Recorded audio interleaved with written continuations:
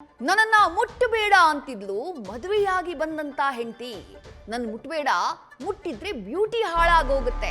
ನಮಗ್ ಮಕ್ಕಳು ಬೇಡ, 60 ವರ್ಷ ಆದ್ಮೇಲೆ ಬೇಕಿದ್ರೆ ಮಾಡ್ಕೊಳ್ಳೋಣ. ಈಗ ಮಕ್ಕಳು ಬೇಡ, ಬೇಕು ಅಂದ್ರೆ ಮಕ್ಕಳನ್ನ ದತ್ತು ಪಡೆದು ಸಾಕೋಣ ಅಂತಿದ್ಲಂತೆ ಪತ್ನಿ. ಸದ್ಯ ಪತ್ನಿಯ ಕಿರಿಕ್ಕೆ ಬೇಸತ್ತು ಹೋದಂತ ಪತಿರಾಯ ಪೊಲೀಸ್ ಸ್ಟೇಷನ್ ಮೆಟ್ಲು ಹತ್ತಿದ್ದಾನೆ. ಹೈಫೈ ಕಾರ್ಪೊರೇಟ್ ಹೆಂಡತಿಯ ಡಿಮ್ಯಾಂಡ್ ಒಂದೆರಡಲ್ಲ ಅನ್ನುವಂಥ ಆರೋಪವನ್ನ ಮಾಡ್ತಿದ್ದಾನೆ. ಶ್ರೀಕಾಂತ್ ಹಾಗೆ ಬಿಂದುಶ್ರೀ ಇವರಿಬ್ಬರ ಫೋಟೋನ ಗಮನಿಸ್ತಾ ಇದ್ದೀರಿ. 2 ವರ್ಷಗಳ ಹಿಂದೆ ಇವರಿಬ್ಬರಿಗೆ ಮದುವೆಯಾಗಿತ್ತು.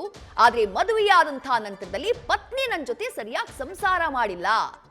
ಮಕ್ಕಳು ಬೇಕು ಅನ್ನುವಂಥ ಆಸೆಯನ್ನ ಆಕೆಯ ಮುಂದಿಟ್ಟರು ಆಕೆ ಪದೇ ಪದೇ ಅದನ್ನ ತಳ್ಳಿ ಹಾಕ್ತಾನೆ ಬಂದಿದ್ದಾಳೆ. ಮಕ್ಕಳು ಮಾಡ್ಕೊಂಡ್ರೆ ನನ್ನ ಬ್ಯೂಟಿ ಹಾಳಾಗತ್ತೆ ಅನ್ನುವಂಥ ರೀಸನ್ ನ ಕೊಡ್ತಿದ್ದಾಳಂತೆ.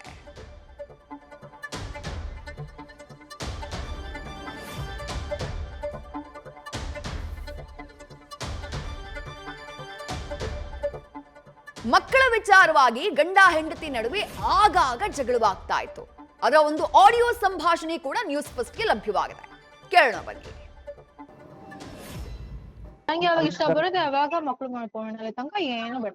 ಅಷ್ಟೇ, ಹಂಗೆ ಮಾಡಿ. ನೀ ಇಷ್ಟ ಬಂದಾಗ ನಾನು ಮಾಡ್ತೀನಿ. ಒಂದ್ 60 ವರ್ಷಕ್ ಮಾಡ್ಕೊಳ್ಳೋಣ. 60 ವರ್ಷಕ್ಕೆ ನೀನೇ ಮಾಡ್ತೀನಿ ಹಂಗಿರಿ ಬದ್ನೆಕಾಯಿ. ಅಲ್ಲಿ ತನಕ ನಿಮ್ಗೆ ಬುದ್ಧಿ ಬಂದಿರಲ್ಲ, ಅವಾಗ ನೋಡೋಣ. ಬುದ್ಧಿ ಬಂದಿದ್ರೆ ಮಾಡ್ಕೊಳ್ಳೋಣ. ಅದೇ ಮತ್ತೆ ನೀವು ಹಂಗೆ ಸಾಯ್ರಿ, ನಾನು ಹಂಗೆ ಸಾಯ್ತೀನಿ. ಅಲ್ಲ, ನಿಮ್ ಬುದ್ಧಿ ಜನ್ಮದಲ್ಲಿ ಬರಲ್ಲ. ನಿನಗೆ ನೀವು ಪೇರೆಂಟ್ಸ್ ಆಗ ನೀವು ಆಗೋದ್ ಬೇಡ, ನಾನು ಆಗೋದ್ ಬೇಡ, ಬಿಟ್ಬಿಡಿ. ಅದೇ ನಿನ್ ಪೇರೆಂಟ್ಸ್ ತರ ಇನ್ನೊಬ್ರು ಯಾರು ಆಗದ್ದು ಅಂತ ಅವ್ರು ಹೇಳ್ತಿದಾರ. ಆಗ್ಲೋ ಸರಿನಾ? ಮಾಡ್ಲಿ ಬಿಡಿ. ಅದೇ ಈ ಜನ್ಮದಲ್ಲಿ ನಾವ್ ಇಬ್ರು ಪೇರೆಂಟ್ಸ್ ಆಗಲ್ಲ ಅಷ್ಟೇ. ನೋಡ್ತೀನಲ್ಲ, ನಾನ್ ನೋಡ್ತೀನಲ್ಲ. ನಿಮ್ಮನ್ನ ಹತ್ರನೇ ಸೇರ್ಸಲ್ಲ ಅಂದ್ರೆ ಇನ್ ಎಲ್ಲಿ ಬೇಬಿ ಬರುತ್ತೆ? ಯಾವತ್ತಿದ್ರು ಬೇಡ ಅಂತ ಡಿಸೈಡ್ ಮಾಡೋದು ಬೇಡ ಅಂತಾನೆ.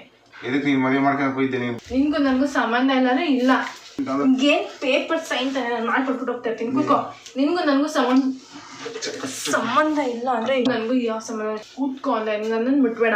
ನಂಗೆ ಯಾವಾಗ ಇಷ್ಟ ಬರುತ್ತೆ ಅವಾಗ ಮಕ್ಳು ಮಾಡ್ಕೊಳ್ಳೋಣ, ಅಲ್ಲಿ ತನಕ ಏನು ಬೇಡ. ಅಷ್ಟೇ, ಹಂಗೆ ಮಾಡಿ. ನೀ ಇಷ್ಟ ಬಂದಾಗ ನಾನು ಮಾಡ್ತೀನಿ. ಒಂದ್ 60 ವರ್ಷಕ್ ಮಾಡ್ಕೊಳ್ಳೋಣ. 60 ವರ್ಷಕ್ಕೆ ನೀನೇ ಮಾಡ್ತೀನಿ ಹಂಗಿರಿ ಬದ್ನೆಕಾಯಿ. ಅಲ್ಲಿ ತನಕ ನಿಮ್ಗೆ ಬುದ್ಧಿ ಬಂದಿರಲ್ಲ, ಅವಾಗ ನೋಡೋಣ. ಬುದ್ಧಿ ಬಂದಿದ್ರೆ ಮಾಡ್ಕೊಳ್ಳೋಣ. ಅದೇ ಮತ್ತೆ ನೀವು ಹಂಗೆ ಸಾಯ್ರಿ, ನಾನು ಹಂಗೆ ಸಾಯ್ತೀನಿ. ಅಲ್ಲ, ನಿಮ್ ಬುದ್ಧಿ ಜನ್ಮದಲ್ಲಿ ಬರಲ್ಲ. ನಿನಗೆ ನೀವು ಪೇರೆಂಟ್ಸ್ ಆಗ ನೀವು ಆಗೋದ್ ಬೇಡ, ನಾನು ಆಗೋದ್ ಬೇಡ, ಬಿಟ್ಬಿಡಿ. ಅದೇ ನಿನ್ ಪೇರೆಂಟ್ಸ್ ತರ ಇನ್ನೊಬ್ರು ಯಾರು ಆಗದ್ದು ಅಂತ ಅವ್ರು ಹೇಳ್ತಿದಾರ. ಆಗ್ಲೋ ಸರಿನಾ? ಮಾಡ್ಲಿ ಬಿಡಿ. ಅದೇ ಈ ಜನ್ಮದಲ್ಲಿ ನಾವ್ ಇಬ್ರು ಪೇರೆಂಟ್ಸ್ ಆಗಲ್ಲ ಅಷ್ಟೇ. ನೋಡ್ತೀನಲ್ಲ, ನಾನ್ ನೋಡ್ತೀನಲ್ಲ. ನಿಮ್ಮನ್ನ ಹತ್ರನೇ ಸೇರ್ಸಲ್ಲ ಅಂದ್ರೆ ಇನ್ ಎಲ್ಲಿ ಬೇಬಿ ಬರುತ್ತೆ? ಯಾವತ್ತಿದ್ರು ಬೇಡ ಅಂತ ಡಿಸೈಡ್ ಮಾಡೋದು ಬೇಡ ಅಂತಾನೆ. ಇದಕ್ಕೆ ನೀನ್ ಮದುವೆ ಮಾಡ್ಕೊಂಡು ಹೋಗಿದ್ದೀನಿ. ನಿನ್ಗೂ ನನ್ಗೂ ಸಂಬಂಧ ಇಲ್ಲಾಂದ್ರೆ ಇಲ್ಲ. ಏನ್ ಪೇಪರ್ ಸೈನ್ ತಾನೆ ನಾನು ಮಾಡ್ಕೊಟ್ಬಿಟ್ಟು ಹೋಗ್ತಾ ಇರ್ತೀನಿ. ಕೂತ್ಕೋ. ನಿನ್ಗೂ ನನ್ಗೂ ಸಂಬಂಧ ಇಲ್ಲ ಅಂದ್ರೆ ನನ್ಗೂ ಯಾವ ಸಂಬಂಧ? ಕೂತ್ಕೋ ಅಂದ್ರೆ ನನ್ನನ್ನು ಬಿಟ್ಬೇಡ. ಯಾಕೆ ಬಾಗ್ಲಕ್ಕೆ ಮಕ್ಕಂತಿ? ಅರ್ಥ ಆಗಿಲ್ಲ ನನಗೆ. ಮದುವೆ ಗಂಡ ಆಗಲ್ಲ. ಮಣ್ಣು ತೆಗಿ 5,000 ರೂಪಾಯಿ ದುಡ್ಡು ಕೇಳ್ತೀಯ ನೀನು? ಹಾ, ಗಂಡದ 5,000 ರೂಪಾಯಿ ದುಡ್ಡು ಕೇಳ್ತಾರ? 5,000 ರೂಪಾಯಿ ದುಡ್ಡು ಕೇಳ್ತಾರೆ ಗಂಡನ ಮಗಕ್ಕ. ಕಾಲ್ ಕೂಡ ಒಂದು 5,000 ದುಡ್ಡು ಕೇಳ್ತಾರೆ ಗಂಡನ ಹತ್ರ. ಹಾ, 5,000 ರೂಪಾಯಿ ಗಂಡಂತ ದುಡ್ಡು ಕೇಳ್ತಾರ? ಯಾಕೆ ಬಾಗ್ಲಕ್ಕೆ ಮಕ್ಕಂತಿ? ಅರ್ಥ ಆಗಿಲ್ಲ ನನಗೆ. ಮದುವೆ ಗಂಡ ಆಗಲ್ಲ. ಮಣ್ಣು ತೆಗಿ 5,000 ರೂಪಾಯಿ ದುಡ್ಡು ಕೇಳ್ತೀಯ ನೀನು? ಹಾ, ಗಂಡದ 5,000 ರೂಪಾಯಿ ದುಡ್ಡು ಕೇಳ್ತಾರ? 5,000 ರೂಪಾಯಿ ದುಡ್ಡು ಕೇಳ್ತಾರೆ ಗಂಡನ ಮಗಕ್ಕ. ಕಾಲ್ ಕೂಡ ಒಂದು 5,000 ದುಡ್ಡು ಕೇಳ್ತಾರೆ ಗಂಡನ ಹತ್ರ. ಹಾ, 5,000 ರೂಪಾಯಿ ಗಂಡಂತ ದುಡ್ಡು ಕೇಳ್ತಾರ? ಗಂಡ ಹೆಂಡತಿಯ ನಡುವಿನ ಈ ಆಡಿಯೋ ಸಂಭಾಷಣೆ ಮಾತ್ರ ಅಲ್ಲ, ಅಥವಾ ಅದೊಂದು ವಿಡಿಯೋ ಮಾತ್ರ ಅಲ್ಲ, ಖುದ್ದು ಪತಿ ಶ್ರೀಕಾಂತ್ ನನ್ನ ಹೆಂಡತಿ ಒಂದಲ್ಲ ಎರಡಲ್ಲ ಕಿರಿಕ್ ಮಾಡೋದು ಅನ್ನುವಂಥ ಆರೋಪವನ್ನ ಮಾಡಿದ್ದಾರೆ. ಏನ್ ಹೇಳಿದ್ದಾರೆ ಶ್ರೀಕಾಂತ್ ನೋಡೋಣ ಬನ್ನಿ. ಹಲೋ ಸರ್, ನನ್ನ ಹೆಸರು ಶ್ರೀಕಾಂತ್ ಅಂತ. ನಾನು ಬಿಂದುಶ್ರೀ ಎಂಬ ಹುಡುಗಿನ 2022 ಆಗಸ್ಟಲ್ಲಿ ಮದುವೆ ಆಗಿದ್ದೀನಿ. ಮದುವೆ ಆದಾಗಿಂದ ಇಲ್ಲವರೆಗೂ ಅವಳು ನನ್ನ ಜೊತೆ ಸಂಸಾರನೇ ಮಾಡ್ತಾ ಇಲ್ಲ. ಅವಳು ನನ್ನ ಜೊತೆ ಇರ್ತಾನೆ ಇಲ್ಲ. ಸಂಸಾರ ಮಾಡಿದ್ರೆ ಮಾತಿಗೆ ಮುಂಚೆ ಬರೀ ದುಡ್ಡು ಬಗ್ಗೆನೇ ಮಾತಾಡ್ತಿದ್ದಾಳೆ.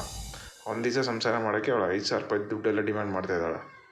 ಮದುವೆಗಿನ ಮೊದಲು ಅವಳು ಕ್ಲಿಯರಾಗಿ ಬಾಯ್ಬಿಟ್ಟು ಹೇಳಿದ್ರು, ನನಗೆ ಸಂಸಾರ ಮಾಡ್ತೀನಿ, ನಿನ್ನ ಜೊತೆ ಮಕ್ಕಳು ಮಾಡ್ಕೊಂಡು ಅಂತ ಹೇಳಿದಾಳೆ ಅವಳೇ. ಆದರೆ ಮದುವೆ ಆದಮೇಲೆ ಹಿಂಗೆಲ್ಲ ಉಲ್ಟಾ ಹೊಡೆದಿದ್ದಾಳೆ.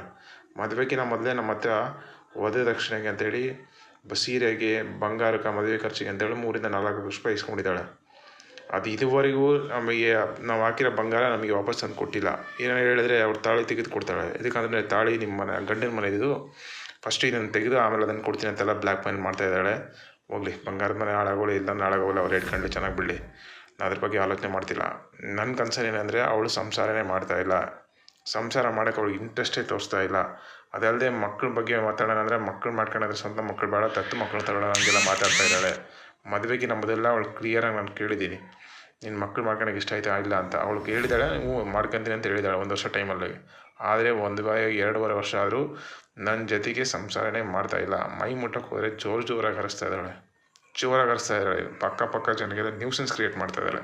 ಅವರೆಲ್ಲ ಬಂದು ನಮ್ಮ ಮನೆಗೆ ಬೈದು ಹೋಗಿದ್ದಾರೆ, ಏನು ಹಿಂಗೆಲ್ಲ ಚಿಕ್ಕ ಮಕ್ಕಳ ಥರ ಜೋರಾಗಿ ಗಲಾಟೆ ಮಾಡ್ತಿರಲ್ಲ ಅಂತ. ಇವಳು ಕಾಳಾಗ ನಿಂಗೆ ತುಂಬ ರೋಸ್ಕೊಂಡು ಹೋಗಿದ್ದೀನಿ. ಮಾತಿಗೆ ಮುಂಚೆ ಬರೀ ದುಡ್ಡು ಬಗ್ಗೆನೇ ಮಾತಾಡ್ತಾಳೆ ಅವಳು ಯಾವಾಗಲೂ. ನಮ್ಮ ಫಾದರ್ಗೆ 60 lakhs ಕೊಡು, ಇಲ್ಲಾಂದರೆ ನೀನು ನನ್ನ ಜೊತೆ ಮಲ್ಕೋಬೇಡ, ನನಗೂ ನಿನಗೆ ಯಾವ ಸಂಬಂಧ ಇಲ್ಲ. ಆದರೆ ಅವರ ಅಪ್ಪ ಮೈಸೂರಲ್ಲಿ ಮನೆ ತಾಂತಿದ್ದಂತೆ, ಅದಕ್ಕೆ ನನ್ನ ಹತ್ರ 60 ಲಕ್ಷ ದುಡ್ಡು ಕೇಳಿದ್ರೆ ನಾನು ಕೊಟ್ಟಿಲ್ಲ. ಅದಕ್ಕೆ ಅವತ್ತಿಂದ ಸ್ಟಾರ್ಟ್ ಆಗಿದ್ದು ಜಗಳ ಇವತ್ತಿಗೂ ನಿಲ್ತಾ ಇಲ್ಲ. ಮಾತಿಗೆ ಮುಂಚೆ ಬರೀ ದುಡ್ಡು ಬಗ್ಗೆ ಅವ್ರ ಅಪ್ಪ ಹಂಗೆ ಕೇಳ್ತಾನೆ, ಅವ್ರ ಅಮ್ಮ ಅಂತೂ ಬೇಡ ಬಜಾರಿ, ಬೇಕಾದಷ್ಟು ದುಡ್ಡೆಲ್ಲ ಕೇಳ್ತಾಳೆ ನಮ್ಮ ಹತ್ರ. ಬಾಯ್ಬಿಟ್ಟು ನಾಚಿಕೆ ಇಲ್ದಾಗ ನೀನು ಬ್ಯಾಂಕ್ ಬ್ಯಾಲೆನ್ಸ್ ತೋರಿಸು, ನಿನಗೆ ಅದು ತೋರಿಸು ಇದು ತೋರಿಸು ಅಂತೆಲ್ಲ ಪ್ರೈವೇಟ್ ಎಲ್ಲ ಕೇಳ್ತಾ ಇದ್ದಾಳೆ. ಅವ್ರ ಅಮ್ಮನೂ ಹಂಗೆ ನನ್ನ ಹತ್ರ 40 ಲಕ್ಷ ಕೊಡು 50 ಲಕ್ಷ ಕೊಡು ಮನೆಗೆ ಅಂತೆಲ್ಲ ಕೇಳ್ತಾ ಇದ್ಲು. ನ್ಯೂಸ್ ಫಸ್ಟ್ ನಿರ್ಭೀತಿಯಿಂದ ನಿಮ್ಮ ಪರವಾಗಿ.